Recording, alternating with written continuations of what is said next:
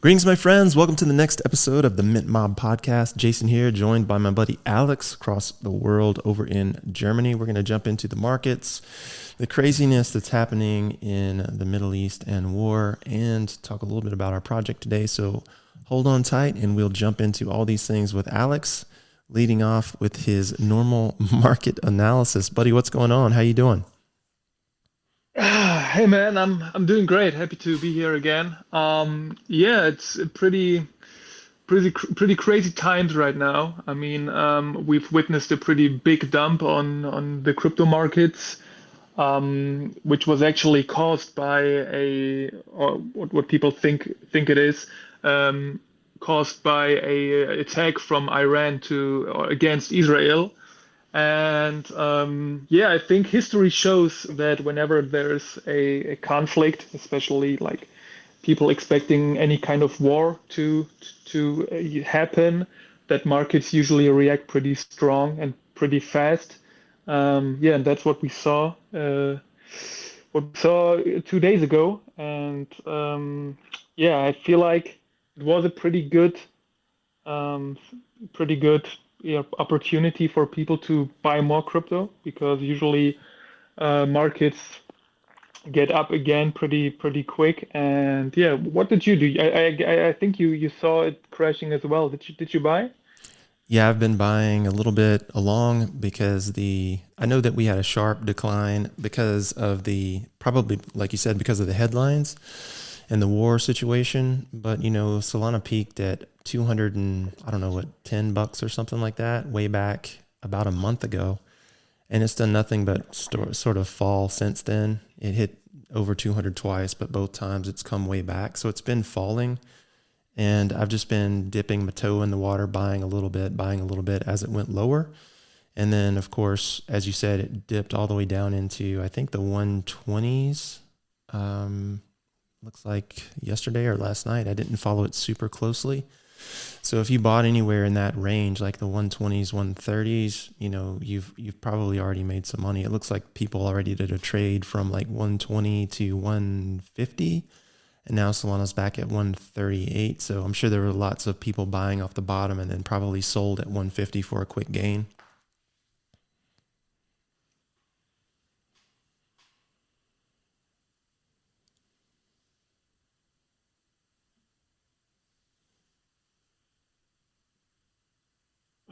Did we lose a connection here?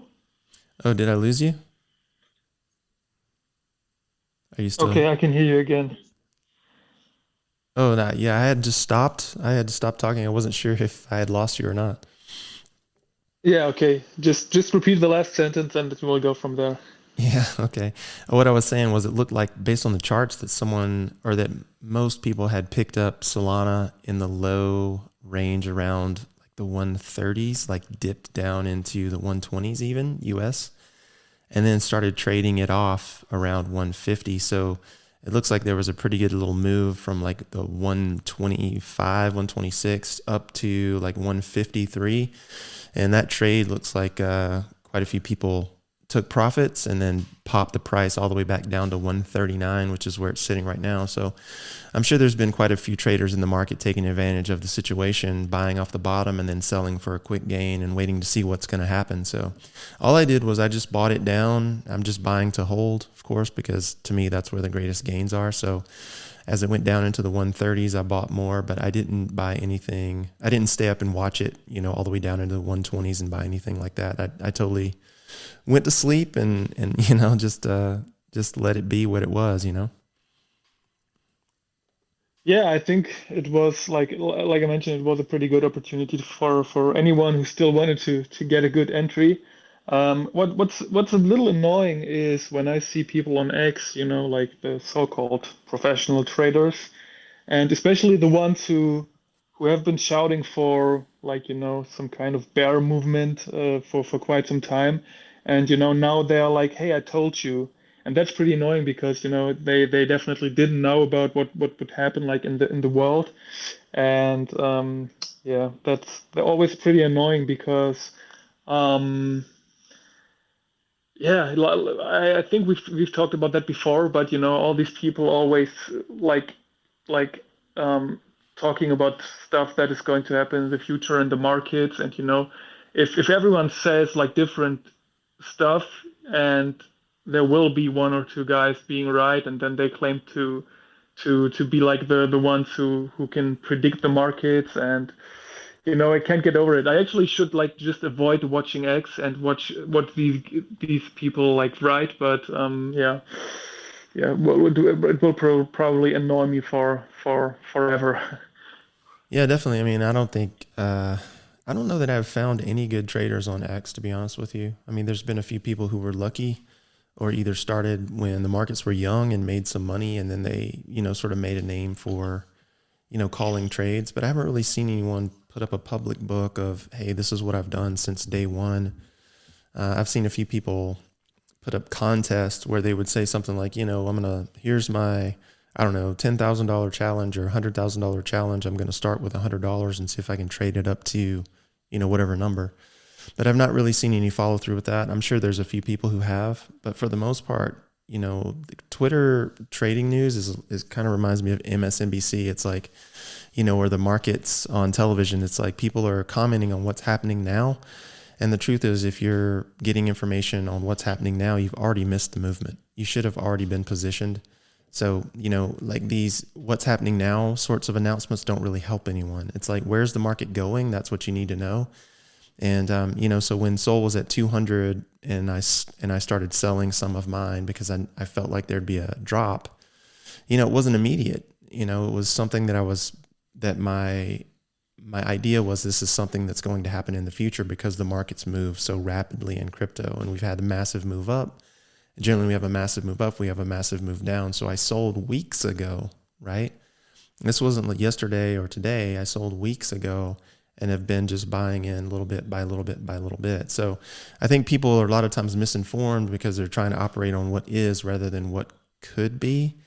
And then that's how you miss big movements, and that's how people get broke really fast, So financial news networks, it's kind of cool to see what people's opinions are, but by the same token, if you're going to trade, like, you can't really listen to those people. You got to have your, unless you're just one of these people who's watching the markets 24/7 and you trade from a computer screen in real time, like that information doesn't really help you. Yeah, in the end, it's probably a matter of, statistics and like probability to that some people will always be right in some situations, and like most people will be wrong.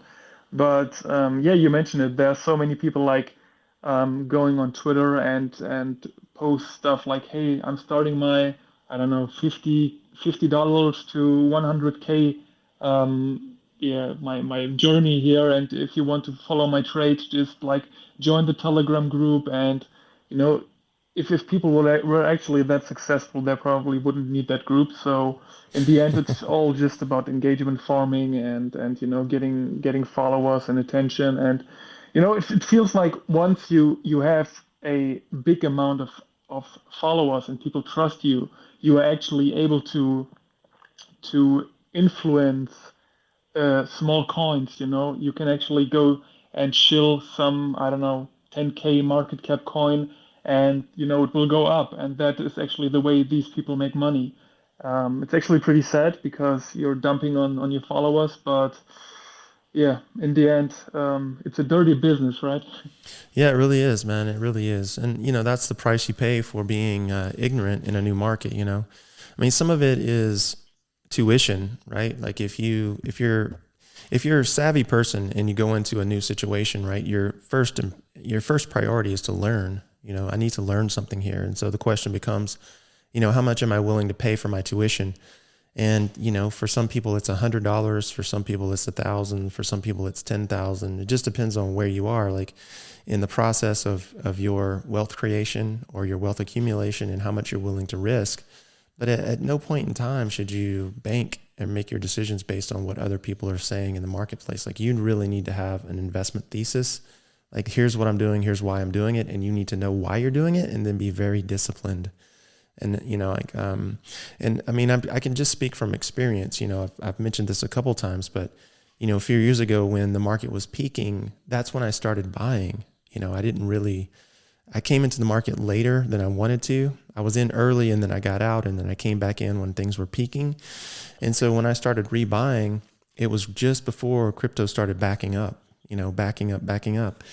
And, after doing my research and realizing that, the crypto market's not going away, that there's a lot of future prospects on the line, I had to have the discipline to make myself buy, even though it was going backward every single day. And so on one of my timeline posts, like years ago, popped up on Facebook, and it was a video I had posted of me going through all my Bitcoin transactions, like I was just scrolling through all the transactions. And I mean, people think I'm kidding when I say I bought Bitcoin every day, but I literally bought it every day, all the way down. With, and there's no guarantee that it's going to turn around, but I just made myself do that. And so when I posted that video and it popped up, I was like, oh shit, I forgot all about that. And then of course, I buy through Coinbase and they keep all your transaction records. So you can go in there and you can just flip through them and see, like, every single day, bought something. And then now, of course, now that Bitcoin's back up to high 60s, 70s, that paid off, but it took a couple years for that to pay off, So this whole idea that everything has to happen now is just the wrong idea, and so many people are getting burned because of it. And then not having the discipline to exit a position that was bad, or the discipline to go into a position that has the potential to be good. That discipline piece is really where, the magic happens. You got to make yourself go kind of against what your emotional state would be. And that's something that you have to practice. So that's just my 2 cents on that whole people getting beat up thing. But how did you actually get to Bitcoin? Because what you just said, you explained that you got into the market, actually bought the top, saw it going down, but still had the discipline and you was kind of like convinced that it would go up again. Mm-hmm. Like did you do some technical research on that? Like did you see that Bitcoin might be the future in terms of like payments? Or how did you get there? So I just did a lot of study, and one of the people who helped me sort of accelerate that study was Michael Saylor, which of course everyone knows is the CEO of MicroStrategy. He actually did a podcast series with a guy named Robert Breedlove on the What is Money podcast, which has grown into a fairly large podcast. But the first 9 episodes of that podcast is Michael Saylor going through 2 or 3 hours of information on on every single episode about why money is what money is and why we need better money and how Bitcoin solves an engineering problem, right? So if you look at the markets, traditionally over time, we have this idea in the investment world of the 5 Gs, and that's gas, guns, ground, gold, and grub, meaning food. So these 5 things are always worth something in all economies throughout history, no matter what, right? So whether it's war, whether it's peace, whether it's prosperous or whether it's not, you got to have the 5 Gs, and they're always worth something. And so traditionally people have stored wealth in those things or needed those things to survive in tough times. So the question was, could Bitcoin be better than gold? And then if you're a really wealthy person and you're holding a lot of gold, well, you already know that you can't transport it. And so, I hold a little bit of gold, not very much, but I have a little bit. And I hold a lot of silver. I've got a lot of silver. And I'm just like, okay, well, being that my wife is Canadian and I had to travel cross border to and from Canada to see her for many years of our relationship, at the end of the day, I had some practice taking precious metals across the border. And it's a scary thing because if at any point they decide to confiscate your metals, then they can just take them. They don't have to give you a reason. I mean, and even if they have a reason, it doesn't necessarily have to be a good one. So it's like, okay, well, do I want to run the risk of my wealth being confiscatable in the form of heavy metal that costs a lot of money to store, that costs a lot of money to transport, that could potentially be taken from me at gunpoint or by threat of violence from some ridiculous government somewhere? Or do I just want to be able to memorize my private keys and go anywhere I want to go? And so when you realize that Bitcoin is solving an engineering problem, meaning the flaw with gold is that it's not portable, it's heavy, it's hard to move, it's confiscatable. And Bitcoin is basically none of those things. You can see very quickly that it's a much better store of value. And so now that the code is running on satellites and every computer around the world has the potential to access the ledger, it can't be stopped. And so what happens next is, good money continues to grow while bad money continues to get spent. And so right now we're in a place, at least in the US, where money printing is off the charts. Gas, food, utilities have gone through the roof. And then, of course, if you are holding Bitcoin, you've seen the value of your holdings match or beat the price inflation that we've seen due to money printing here in the US. So as a rational person, do you want to hold dollars that continue to depreciate? Or do you want to hold something that is appreciating at a greater rate than inflation, can continue to maintain your wealth, you can take with you anywhere you want to go, and it can't be confiscated? And so from an engineering standpoint, Bitcoin is the best solution. And so that's how I came at it, just from a first principles viewpoint. How do I solve the engineering problem of my wealth being stolen, right? And Michael Saylor laid it out so beautifully. There was no counter argument that made any sense at all. So I was like, you know what? I was wrong about Bitcoin. I need to start buying some Bitcoin. And so that's what I did. But when you just mentioned that you, like, the first time you got in, you actually bought the top. Are you talking about like 2017 or which year? This would have been, let's see, when was I buying? Let me see here. I can tell you exactly. Because it sounded like it was like the last bull run, right? Like, not the last one, Mm-hmm. the one on 2017. Yeah, it was definitely during the last bull run. It was, I think Bitcoin had peaked at, let's see, the first peak was the $19,000 peak, and then there was a massive pullback into, I don't know, 3 or 4,000 per token. And then after that, at that point, I was of the opinion that Bitcoin wasn't going to make it, right? And I had owned a few Bitcoin, and I sold them during or before that time period. And so when a Bitcoin crashed, I was like, haha, I'm right. Bitcoin's not going to make it. And then, of course, it turned around and started climbing again. And it peaked in and around, what was it, like 2020-ish, I think, or so, somewhere around in there, 2021. I can't remember exactly when. And then I started Yeah. buying at that time period when it was peaking, that third time, I guess, for the third halving, right around that peaking was when I started buying, or just after that halving is when I started buying again. And so, of course, it did nothing but go backward when I started buying in again. So that was my Bitcoin timeline. I held other tokens, but that was me getting back into Bitcoin. And how much time did it take until you decided to add some other coins as well? For the longest time, I mean, I always held something, whether it was Ripple. Like my first big win in the crypto space was Ripple, because I bought it at, I don't know, 7 or 8 cents, and it went up to like $3 a token. And so I thought I was really smart, And then I had bought some other tokens as well. I owned some Ethereum, because I thought Ethereum would be better than Bitcoin at one point.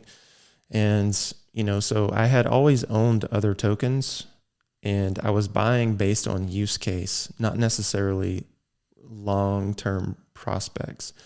Those are different things. So like use case for Ethereum was, okay, well, Ethereum is basically a programming platform. It's the world's computer. You can build apps on top of it that talk to, smart contracts or what have you. And anything that comes along afterwards that does the same thing is really a redundant piece. Why do we need these other things? Ethereum was the first to pioneer that, so why don't we just stick with Ethereum? So I bought Ethereum. And then when the wealth preservation piece started to become a concern, and I started hearing more and more about the engineering problem that Bitcoin solves based on, sort of Michael Saylor's interpretation of what that looks like, that's when I went back into the Bitcoin market and, bought it all the way down. Of course, I bought Ethereum all the way down. I bought Solana all the way down as well. But I didn't really believe those tokens had a long-term shelf life. Back then, I I just saw, okay, well, these things have a legitimate use case. Ethereum is a computer. Solana is a platform that could have a ton of uses in business. Solana didn't even come around until like 2020, I think it was. So, Hmm. when I started looking at all that stuff, I was like, okay, well, here's the primary token for this particular use case. Ethereum is a building platform. Solana could be an artwork platform, a business platform. Oh, but what is Bitcoin? Well, Bitcoin's going to be the wealth preservation layer. And then so that sort of completed the puzzle. And then everything else kind of sits on top of these things, which is what we're seeing now with runes and inscriptions and everything coming to Bitcoin now. Like all this stuff just sits on top of these primary chains. And so if I have all these things sitting on top of the primaries, I'd rather just own the primaries and remove a layer of complexity and a layer of risk, if that makes any sense. Yeah, definitely. I mean, I love to listen to such stories of people and how they got into crypto. But, like final question would probably be like, how the hell did you get that got that great idea to get into NFTs after that? I was one of those people who basically was like, I'm not paying money for a stupid JPEG. This is dumb. This is ridiculous. Why would anyone do this? Makes no sense to me, blah, blah, blah. And then, of course, like anything, it's okay, well, let me do some research. What is the overall and ultimate plan for something like an NFT? What does it actually mean? What does it entail? And then it opens up this idea for digital ownership, right? So in the past with, Web 1, basically the initial version of the World Wide Web, you could basically read from something that someone had put on a server. Someone throws up a web page on a server, you have a browser that reads it and you can read that information. And then of course, later on you have read and write added, which is kind of like the advent of the mobile phone where you can send posts, little micro posts to a server, and the server would update a database, and then the web page would update. So then you had your phone apps and your interactive websites. You have read, write. Okay, so now you're interactive. And then Web3, when you think about it from a technical perspective, what it does is it tracks ownership. So now you can read, write, and own, which is something you could never do before. So then the question becomes, okay, well, how do we track ownership? And the way we track ownership is through a public ledger of tokenized assets. And so the NFT, when I think of it and look out across the marketplace and see what it could potentially be used for, that's when ownership enters the fray. So now I can own a digital asset, I can trade a digital asset, I can prove provenance, if you will, in the art world from a digital asset. I know when it was created, who it was created by, or at least what wallet it was created by, and I can always know what is mine and what is someone else's. And so from that standpoint, the idea of tokenization makes a lot of sense. Now you can still take a piece of artwork and tokenize it multiple times, which we've seen people steal artwork. We've seen people do additions. You've seen people, take art from one collection and mint it into another collection. Like there's all different types of ways that you can sort of co-opt the art, but you can never really co-opt it because there's always a record of who created it first, right? And if you have some legitimate, documentation around where it came from, who's licensed what to what, and now ownership, then it sort of secures your ownership of digital product. And now, so with read, write, own, we've basically started entering the fray where we can sort of, what would be the right word? We can sort of disappear a lot of businesses that are unnecessary, that require tons of paperwork, that require tons of, sort of resources and manpower, like property title, for example. Like you don't need a title company anymore if you're buying real estate and a real estate's tokenized. We already know who held it, when it was held, and by what. Get out of here, title company. We don't need you. Same thing with documents, important documents like wills and trusts and that sort of thing. They can all be digitized and tokenized and never co-opted. And so I see a tremendous marketplace for tokenization, and sort of NFTs is sort of the first attempt at that, with artwork being the primary focus of that. with the exception of a lot of Solana projects which are just cash grabs. So the tokenization piece is where I got into the idea of NFTs, and plus, you know, it was sort of an easy transition for me once I realized, okay, well, you know what? I like a lot of this art. I collect comics, I collect action figures. I sort of enjoy this fantastic, version of universes that people can create.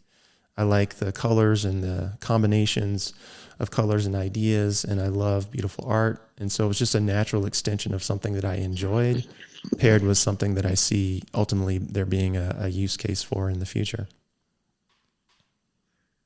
So when you mentioned um, that chain of custody is one of the most important utilities of NFTs, do you feel like there have been projects doing a good job on that?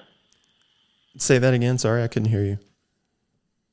Do you feel like and if there are NFT projects that have done a good job on all that using NFTs as some kind of chain of custody and no tokenization? I think that there's the beginnings of it in several projects. On Solana specifically, since we're on Solana, that's the one that I'm most familiar with. But like OK Bears has done a good job tokenizing their IP. And when I say IP, I mean intellectual property. So their pieces, you can, whatever piece you hold, you can go to their website and you can download the like high res version of the digital assets along with a little licensing agreement, which is something that ultimately we'll implement as well. Um, the whales, the Catalina Whale Mixer has done a pretty good job with this. They obviously partnered with Def Jam, and they're now tokenizing music. So they're releasing music and tying them to their NFT projects. But overall, I mean, for the most part, it's just been a massive cash grab by people who don't know what they're doing. So the market as a whole, the grade I would give the market as a whole is an F. They're failing drastically. But there are a few bright spots. And so, looking at those bright spots is really, what the job of someone looking to come into the market is. That's your job. You've got to find the bright spots and start allocating money, but also attention toward those pieces and those places. And in that way, we go forward. There's other ways to do this as well. You have seen some tokenization of tickets, like ticket sales.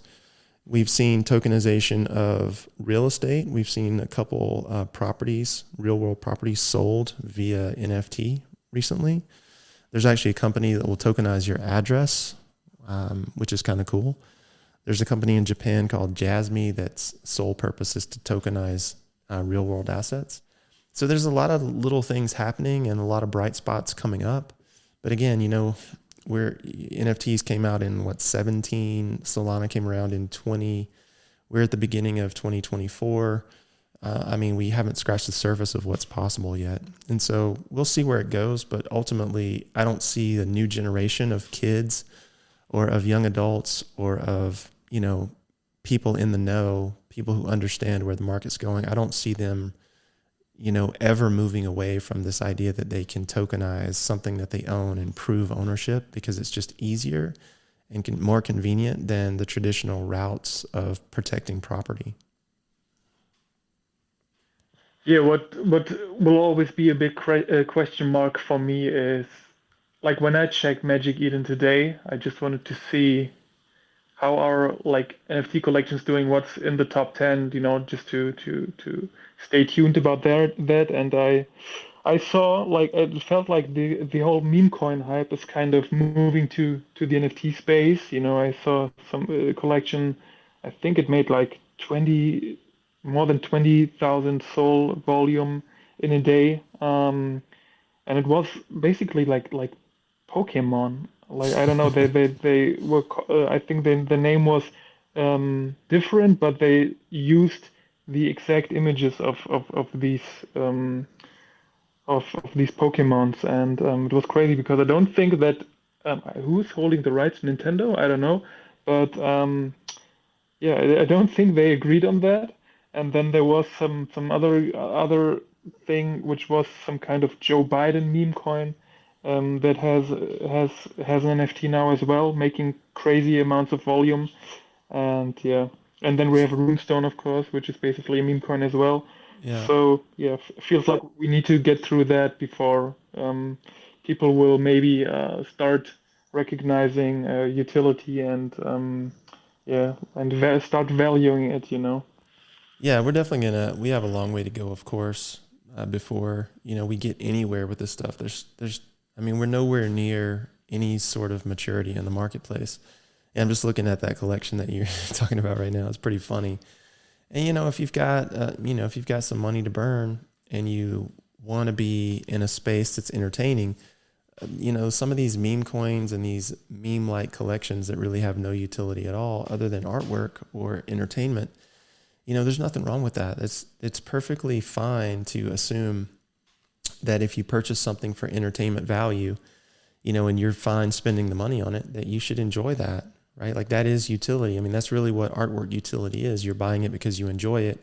You're not, like laughing at it or, maybe it's not evoking some deep sense of self inside you. But if it's causing you to enjoy the piece and to have a little fun and to trade with your buddies or whatever, hey, there's nothing wrong with that. I think that's always something that's going to be around. And then of course there'll be the serious side as well, and everything will go from cycle to cycle, and this market has done the same thing. Like meme coin season was really serious for a lot of people. There was big fights over who the biggest meme coin was, and hey, buy my meme coin, don't buy that meme coin, and hey, I'm on this meme coin's team and you're not, kind of a thing. It was really serious, right? And so now the market shifted back to some of this funny stuff. And, it'll shift back the other way. It just continues to go that way, right? And whatever the market is, tuned into in that particular moment will be the thing that garners the most attention. Money flows to attention and value.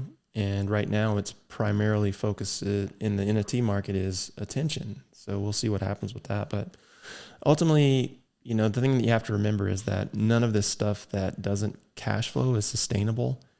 So, while we have the Joe Boden's collection on here at 11 Soul, what is that? $1,500, $1,300? Someone's going to pay $1,300 for one of these things. Okay, cool. Yeah. If they've got $1,300 worth of fun out of it, who cares? Enjoy it. But is this going to be something that's going to be valuable in the future? Probably not. And so it's just a gamble trying to sell to the bigger fool. And if that's something that you're okay with, then hey, more power to you. Enjoy it. Have fun with it. It's kind of like the runes guy was talking about. It's the market right now is driven by entertainment. It's really based on entertainment. And entertainment has a tremendous amount of value, especially in a world where people are sort of disconnected, bored, or don't really feel like they are part of something bigger than themselves. Being distracted and by entertainment is one way of making yourself feel better.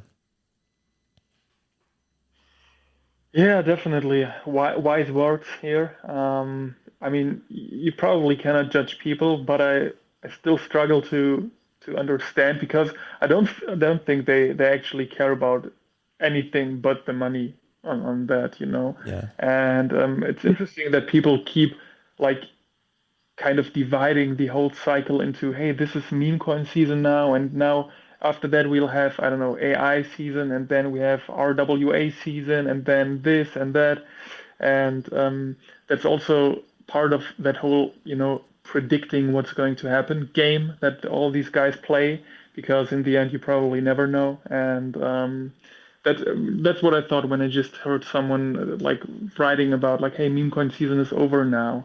Now this is going to happen, and it's probably also part of the whole entertainment thing. But yeah, in the end, I feel like if you want to be safe, you better like avoid every kind of meme coin unless you have like $100 to spend and to lose. But yeah, utility wins in the end always. Yeah, it's funny, like seeing the Bitcoin guys that were so anti meme coin, anti NFT, Bitcoin, Bitcoin, Bitcoin, to see them like embrace ordinals and to see them embrace runestones, for example. I mean, this just points to the fact that, no one is above being entertained. And if you've got the money to blow on a certain thing and you're willing to pay for that entertainment, then hey, there's value there for you, right? And if you don't have it and you want to be a part of it, now you're experiencing the FOMO that so many people talk about. So you don't necessarily buy top tier assets. You end up buying like second, third, fourth tier assets that are definitely going to zero. You know, like I can pull up a lot of these collections on Magic Eden that were hot a year ago, 6 months ago, 3 months ago, that are, you know, zero point zero 0.01 Solana right now, or either completely abandoned, completely gone. And the truth is, like, all of those people who got fucked, they're going to remember that and they're going to either exit the market or get smarter. Those are the only two options, because ultimately, if you constantly lose your money, you can't participate, right? And so when you have a collection like, you know, like I look at OK Bears, for example, which is a perfect example. Like right now, at their peak, they were selling for like over 100 Sol, you know? Now they're at like their floor price is 4.3 Sol, you know? So if you wanted to get an OK Bear, which is actually a good brand tied to a real world company, tied to IP rights, you can pick one up for cheap relative to what people were buying in for before, right? It's I think Frank said this from D-Gods, you know, I was in the server one day. He's like, you know, we're not the new girl at school anymore. You know, it's like the new hot girl comes to high school and everybody wants to date her. And then she's been there for 6 months and now no one cares, right? It's kind of the same thing. Like you've got your fresh new artwork. Now everyone's seen it. Now no one cares. It's like, what's new today? What's new tomorrow? What's new the next day? And so the challenge becomes the people who want to be here, they have to find a way to provide value, which we keep talking about this. And so for us, we're going the IP rights, the ownership rights path, and then looking at real world tokenization, because obviously that's where the market's headed. But at the end of the day, we have to sift and sort through shiny object syndrome long enough for that to be something that's real. And, you know, these people who are either losing money or who are taking people's money on the false promise that they have some, you know, crazy utility that's coming out, or some, you know, ridiculous, you know, new program or new application that they're going to build. You know, these people who don't follow through are the reason that ultimately the market shifts, because the broken promises, the lack of follow through, the, you know, lack of integrity, the sort of zero return on, you know, I'll say community value, or at least community trust, that is not sustainable. And so on some level, we could say we're living through the sort of NFT gold rush right now. You know, we're kind of coming down the backside, and all that's going to be left is the highest quality projects and pieces, and everything else will just be sitting on the floor waiting for someone to pick it up, or either negotiate a deal to pick it up from the artist who created it, which is one of the other things that we do. So that's ultimately what has to happen. Like, it doesn't really matter what I think or what I want to happen. At the end of the day, if you're dealing with a market and that market is relying on you and looking to you for trust, for value creation, if you can't serve that up, then you ultimately lose faith, and you ultimately lose everything. So, you know, where does the market go from there? Only thing that's going to be left are the highest quality projects, people, artwork. And so it's our job to really make sure that we're part of that, which will be the next wave that evolves from this wave. At least that's the thesis that I'm operating on. Where do you see the market going? I actually, it's actually pretty hard to say, but like I just mentioned, I feel like utility is always going to win in the end. Meme coins just come and go, and yeah, you definitely need quality, and I don't think that these projects that we still have nowadays, you know, like coming up and like providing some kind of free mint, and I mean we've talked about it. You see projects offering free mints and not even minting out, and I feel like it's going to get worse for them, and in the end, people will definitely care more about yeah, what's behind the project and what people actually build. So that's, I feel like, a good evolvement. And talking about quality projects, we actually have a mint coming up on Wednesday. I don't know if you knew, but there is a mint coming up on Wednesday from the Goodfellas. Yeah, I And haven't heard about this. you heard about it? Great. I hope you'll be there. Yeah, it's actually the bonus piece from Maria, which Hmm. is going to be the final piece that she actually has like worked on as well. And yeah, I actually shared a little sneak peek today on Twitter. People could see and get an idea of what to expect. I feel like it's definitely a great piece. I loved looking at it again today, and yeah, looking forward to that. Time is going to be 6 p.m. UTC. You guys are probably listening or get the chance to listen to that podcast on Tuesday. And yeah, what do you think about the piece? I know we've mentioned it quite some times already, but yeah, we just keep repeating. Well, my opinion is biased because I did half the artwork on it, so of course I like it. But yeah, I mean, I think it's going to be very cool. It's going to be very different from everything that Maria did. It's going to have her little spin on some of the artistic pieces, but by the same token, it's got a healthy dose of me and a healthy dose of our original ladies collection involved in there. And so I think it's going to be very cool, and it'll be obviously a piece that is not added to the AI, but added to the 21's collection, which will be very, very cool. And I think that the the spirit of the piece is very much in line with some of the things that Maria talked about that she really had an affinity toward, which was, sort of Japanese culture, Asian culture, some of the mythology that's associated with those cultures. And you'll see that reflected in the piece. I'm sure some of you guys who are familiar with those cultures will notice immediately some of the traits that from Alex's sneak peek sneaking through in the corner there. But yeah, it's a piece that I really am proud of, and I think that because it's a collaboration and it turned out well, that makes it even more special. Because a lot of times when you work with other people, ego gets involved, and people will be resistant to change or resistant to feedback, and not really want to go back and forth a few times. But in this particular scenario, Maria and I worked very well together. I was able to send her feedback. She was able to send me ideas. And we just kept going back and forth until we found something that we thought was actually very, very good. Both of us, not just one of us. So I think both of us were happy with the piece. And I think that in and of itself is a win. So everyone who picks it up, I'm going to be very happy to hear what your opinion is and hope you all enjoy it. Yeah, I couldn't agree more. I'm definitely looking forward to see what the community says because, or especially because we have some people from Maria's community with us now. Like STC for example, and it was when they minted the pieces so far. You could expect that they are going to like it because it was like very Maria-ish, the art, like very similar to what she did before, and yeah, seeing these guys' reactions to that kind of little mix between Maria's art and our ladies is going to be great. I think they like it definitely. Yeah, well, we'll see, right? Like, I think they will too. You never know.